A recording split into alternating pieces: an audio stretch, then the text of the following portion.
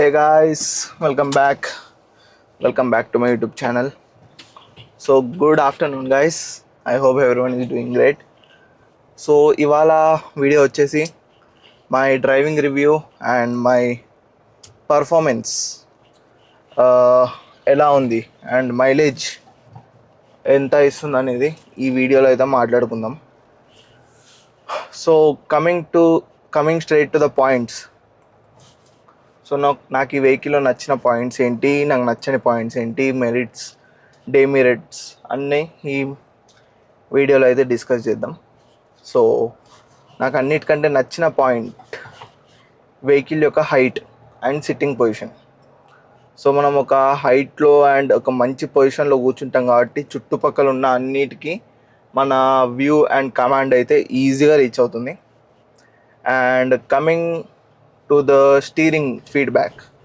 So steering వచ్చేసి మనకు hydraulic unit and దీని ఫీడ్బ్యాక్ వచ్చేసి బాగుంటుంది. లైక్ మీకు ఏం ప్రాబ్లం అవ్వదు. హై స్పీడ్స్లో కూడా మీకు మంచి ఫీడ్బ్యాక్ అయితే ఇస్తుంది. సో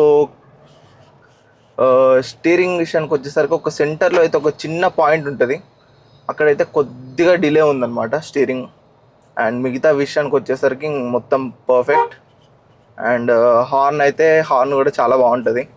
ఈ సైజ్ ఎస్యూవీకి పెద్ద హార్న్ ఇచ్చింది కాబట్టి మీకు తొందరగా ఎంత మొత్తుకున్నా కూడా వినిపిస్తుంది, బాగా మొత్తుకుంటుంది గట్టిగా.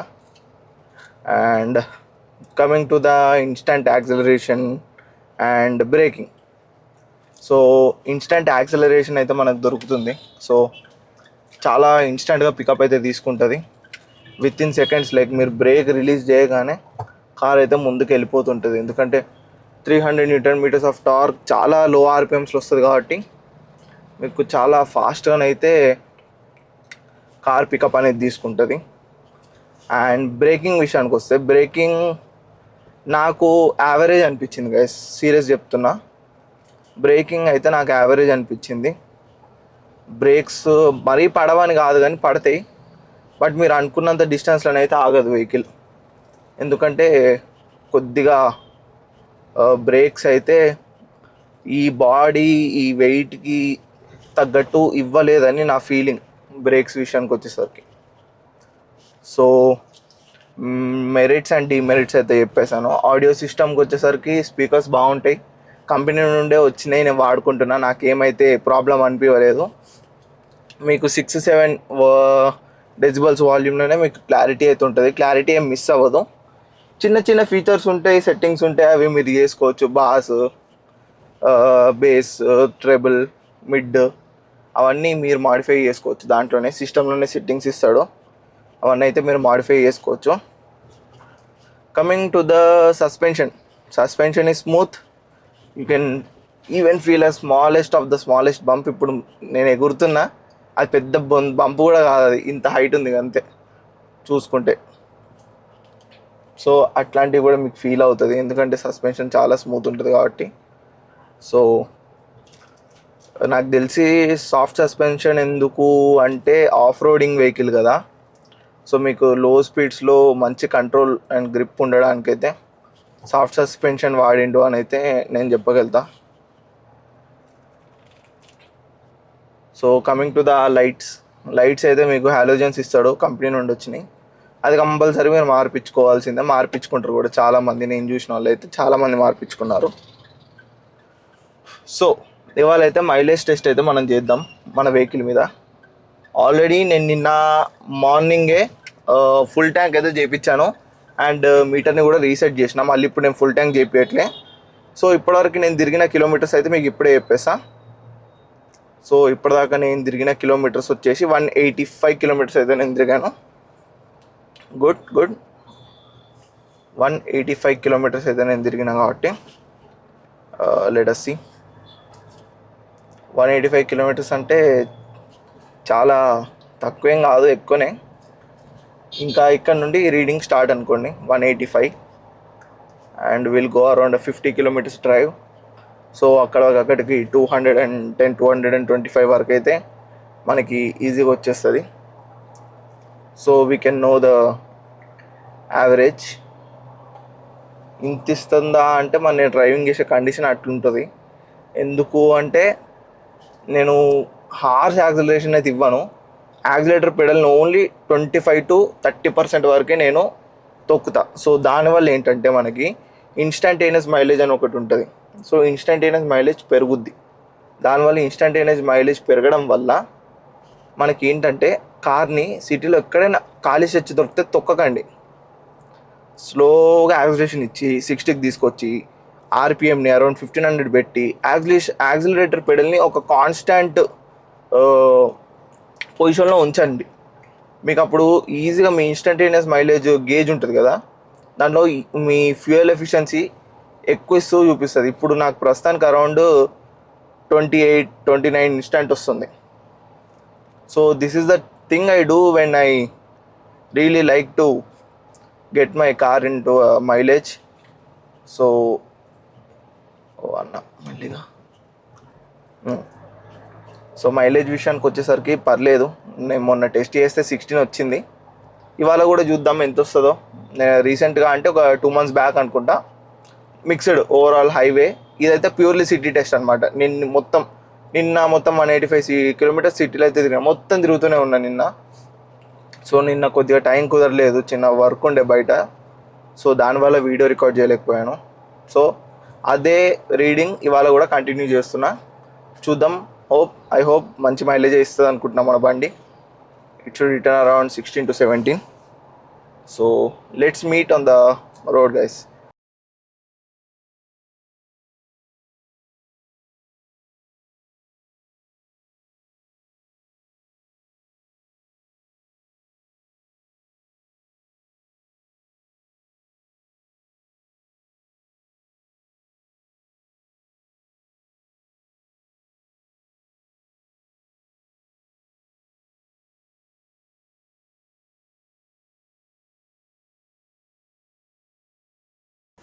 సో గాయస్, ఇప్పటిదాకైతే మీరు టైం ల్యాబ్స్ చూసారు కదా.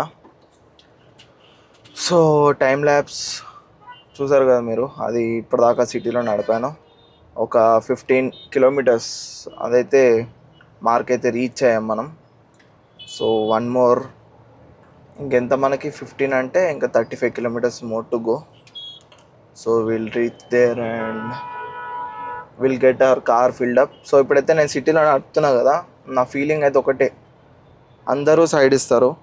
జస్ట్ సెకండ్ గైస్, ఒక్క కాల్ వస్తుంది, 1 minute. So sorry for the disturbance guys, ఒక కాల్ అయితే వచ్చింది.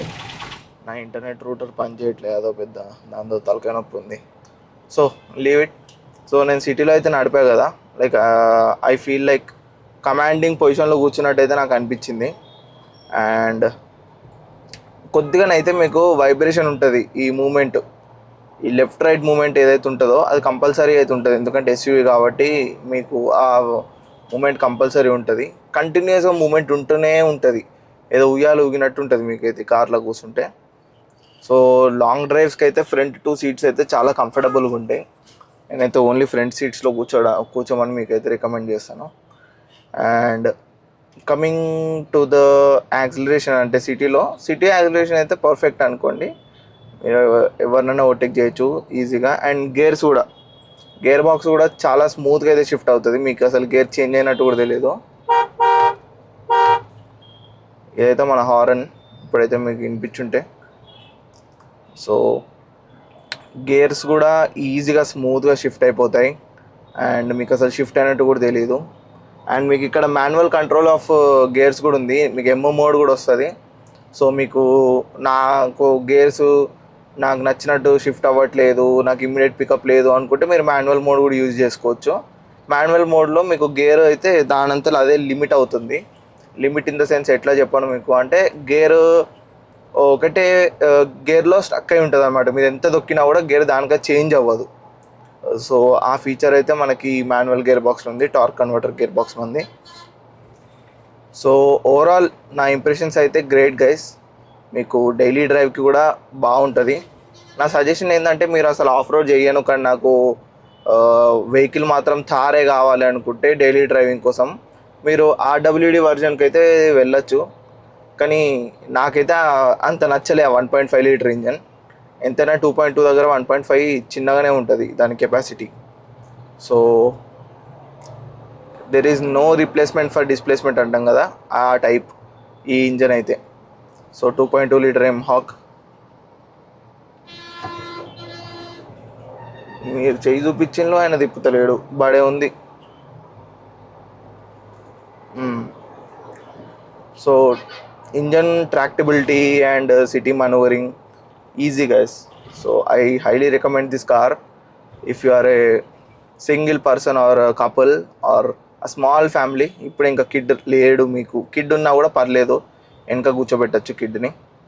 సో కొద్దిగా అడల్ట్స్ అయితేనే మీకు ఇష్యూ ఉంటుంది, కానీ కంపారిటివ్లీ మీకు అంత ఇష్యూ అయితే ఏం అనిపించదు ఈ వెహికల్లో, ఎందుకంటే ఎస్యూవీ కదా.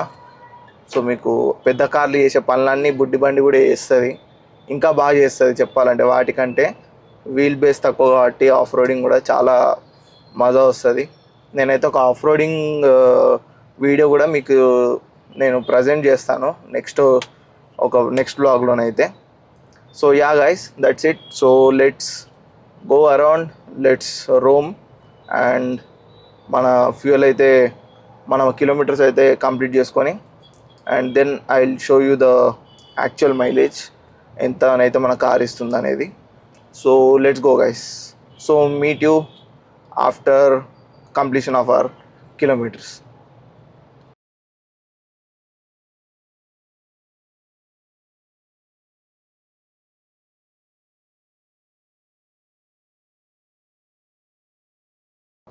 ఇప్పుడు అయితే మన కిలోమీటర్స్ వచ్చేసి I just inform you, just second guys. 222 kilometres అయితే మన ట్రిప్ ఏ అయితే అయింది.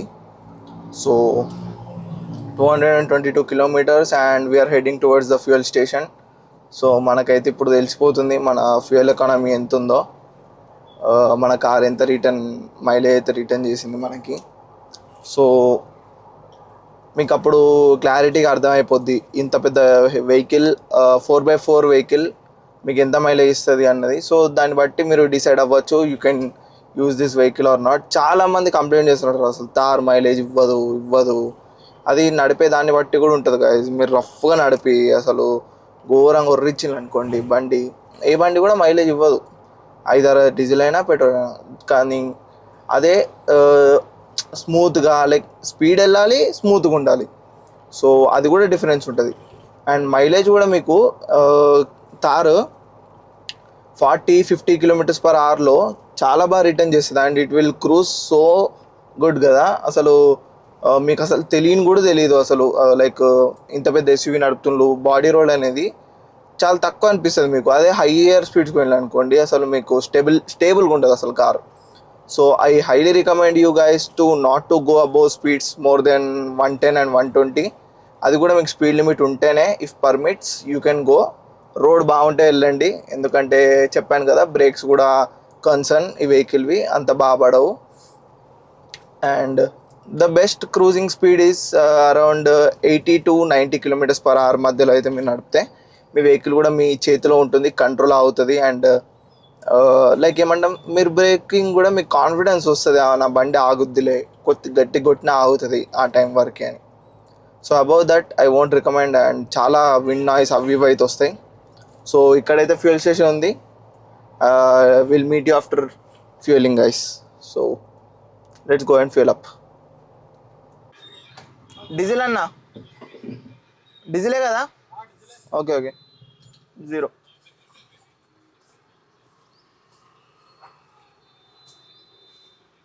So let's go out and see మనకి ఏమైతే రిటర్న్ చేస్తుందో చూద్దాం. And meet you after fueling guys.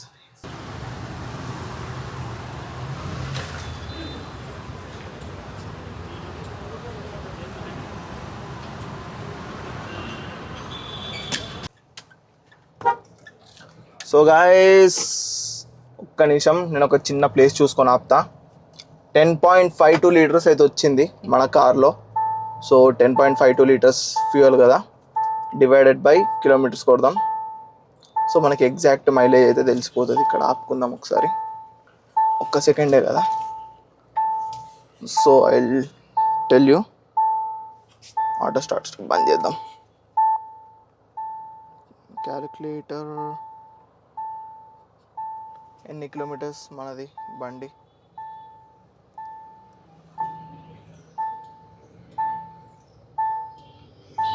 224.8 divided by 10.52 liters.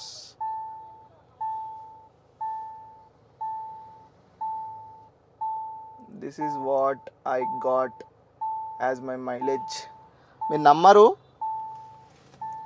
But కొద్దిగా హైవే డ్రైవ్ కూడా ఉండే, సో అందుకే ఎక్కువ ఇచ్చింది. జనరల్గా సిటీలో చూసుకుంటే 16 to 18 వస్తుంది. నేను రఫ్గా నడిపినప్పుడు అయితే 14, నేను చాలా రఫ్గా నడిపిన రోజు కూడా నాకు 16 ఇచ్చింది కార్ అయితే. ఇట్స్ యాక్చువల్లీ గుడ్ అనుకోండి. ఇంత పెద్ద వెహికల్కి ఈ మైలేజ్ చాలా రేర్గా వస్తుంది ఈ మైలేజ్. నేను ఏదో ఫేక్ చేస్తున్నాను కాదు. 224.8 తిరిగింది. సరే 200 కూడా వేసుకుందాం, 30 కిలోమీటర్స్ తీసేద్దాం. 200 వేసుకున్నా డివైడెడ్ బై 10.52 అయినా 19 ఇచ్చింది మైలేజ్ మన vehicle. So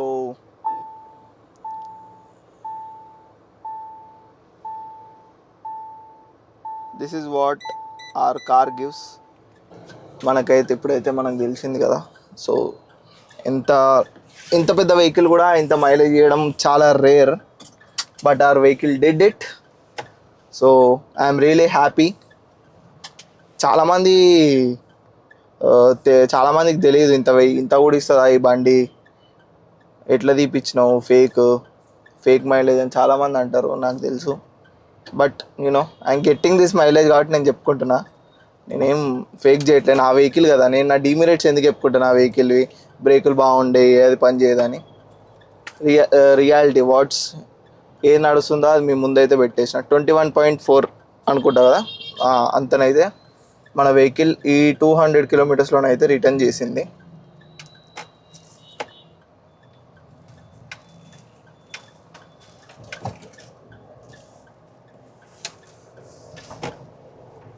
so that's it guys, thanks for watching. Please do like, share and subscribe. చాలామంది చూస్తున్నారు కానీ ఎవ్వరు లైక్ చేయట్లేదు, సబ్స్క్రైబ్ చేయట్లేదు. Please do like, share and subscribe.